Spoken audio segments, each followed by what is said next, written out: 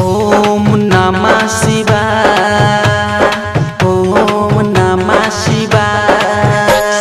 प्रीतम recording studio भक्ति बिंटोली। ओम नमः शिवाय। डीजे नीरज बाबू पहाड़पुर गद्यानी।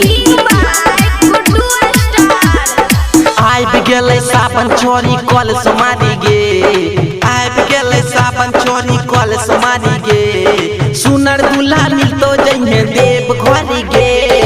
आबि गेलै सावन छोरी कल समारी गे, आबि गेलै सावन छोरी कल समारी गे, सुनर दूल्हा मिलतो जइहे देव घरी गे।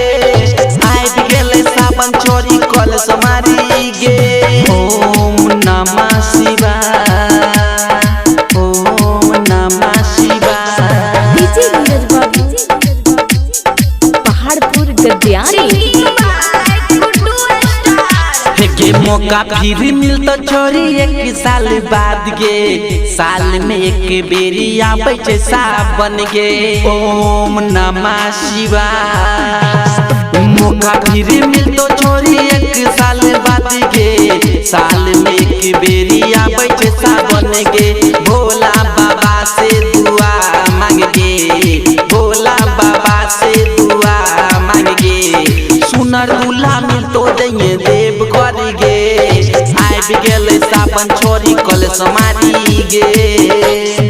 ओम नमः शिवाय, ओम नमः शिवाय। डीजे नीरज बाबू पहाड़पुर गद्यानी।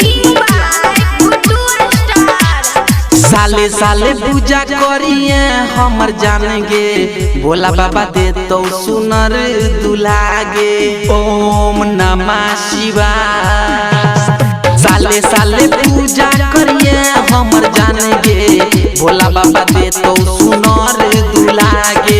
गुडू स्टार पंकज संग में गे, गुलशन रंजीत के माफ करिए गे, सुनर दूल्हा मिलतो जइहे देव घरी गे।